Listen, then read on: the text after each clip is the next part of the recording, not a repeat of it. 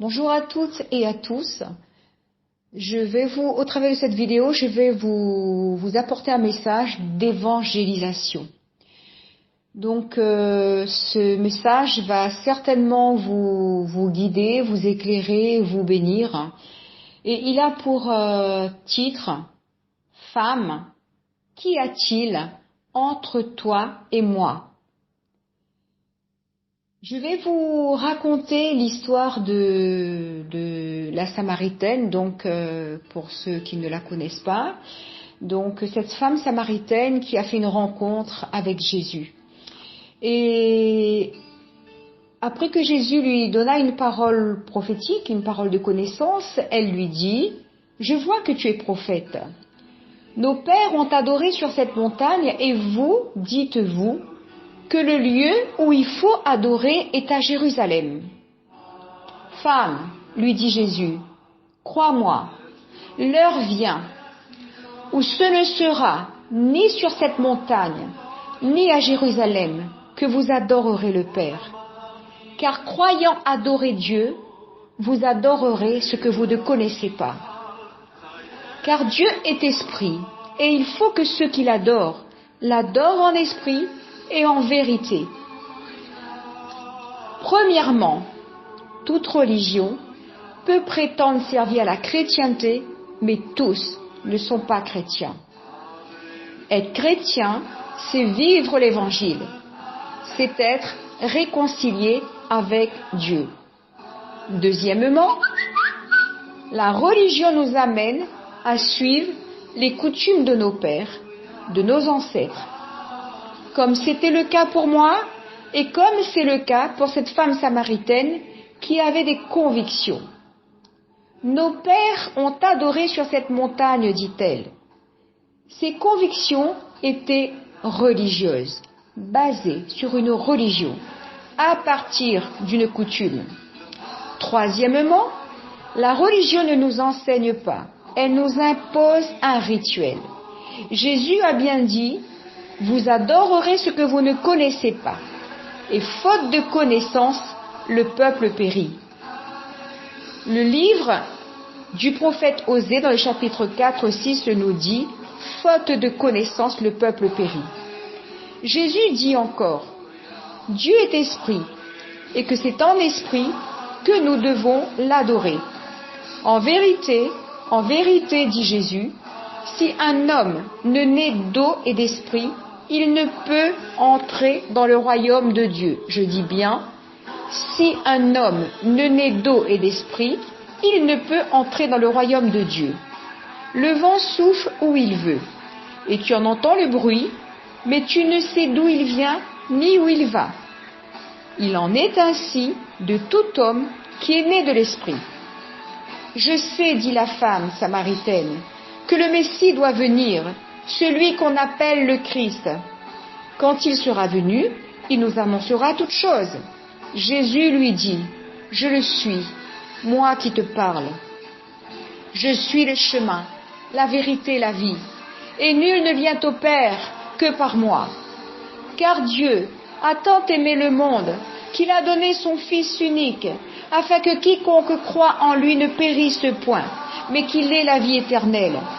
Dieu, en effet, n'a pas envoyé son Fils dans le monde pour qu'il juge le monde, mais pour que le monde soit sauvé par lui.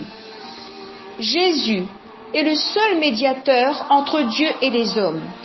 Il a payé de sa vie en sacrifice à la croix, comme rançon pour tous les hommes. À cause du péché d'Adam et d'Ève, nous avons été séparés et privés de la gloire de Dieu. Et Jésus est venu nous réconcilier avec Dieu. Se réconcilier avec Dieu, c'est croire qu'il existe et qu'il est le rémunérateur de ceux qui le cherchent. Nous allons en comprendre un autre passage. Nous allons prendre, je vous lis le passage pour ceux qui ne connaissent pas, c'est dans le livre de Jean, au chapitre 2, versets 1 à 4. 3 jours après, il y eut des noces à Cana en Galilée. La mère de Jésus était là, et Jésus fut aussi invité aux noces avec ses disciples.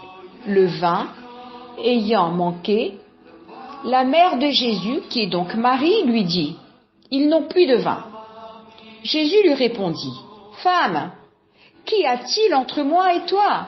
Mon heure n'est pas encore venue. » Alors pourquoi Jésus a-t-il dit cela?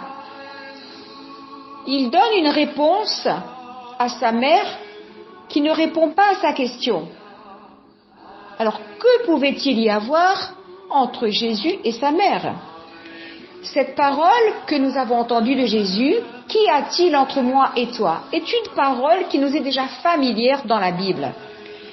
Dans le livre de Marc, chapitre 1, verset 24, il se trouva dans la synagogue un homme qui avait un esprit impur et qui s'écria, « Qu'y a-t-il entre nous et toi, Jésus de Nazareth? Tu es venu pour nous perdre. Je sais qui tu es le Saint de Dieu. » C'est l'esprit impur qui parle ici à Jésus. « Qu'y a-t-il entre nous et toi ?» L'autre passage dans le livre de Luc 28 dit, « Lorsque Jésus aborda dans le pays des Géraséniens, il vint au-devant de lui un homme de la ville qui était possédé de plusieurs démons. Il poussa un cri en se jetant aux pieds de Jésus et d'une voix forte il dit, « Qu'y a-t-il entre moi et toi, Jésus, fils du Dieu très haut ?» Et nous savons ce qu'il y avait entre Jésus et ses esprits impurs. Jésus étant la lumière, ses esprits étant les ténèbres. Il y avait interférence entre eux. Mais que pouvait-il y avoir entre Jésus et sa mère Marie?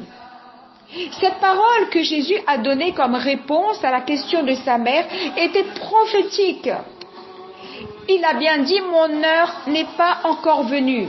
Parce que Jésus savait qu'après son départ vers le ciel, les gens, les hommes, les religieux adoreraient la créature plus que le Créateur. Les religieux adorent Marie plus que Jésus. Voilà ce qu'il y avait. Il y avait un problème d'identité. Jésus est celui qui est, qui était et qui vient. Il est l'alpha, l'oméga. Il est le commencement et la fin. Marie est la mère de Jésus, à qui la grâce a été faite pour qu'elle soit un témoin de la puissance de Dieu, mais non la personne qui nous amène au royaume céleste. Jésus est le seul chemin. Il est la porte. Il est la vérité, la vie. Alors que le Seigneur illumine vos yeux spirituels et les yeux de vos cœurs pour que ce message puisse vous éclairer, vous impacter et que la bannière du nom du sang de Jésus soit élevée dans votre vie, que vous parveniez à la connaissance, encore plus de connaissance et au salut. Amen. Soyez bénis.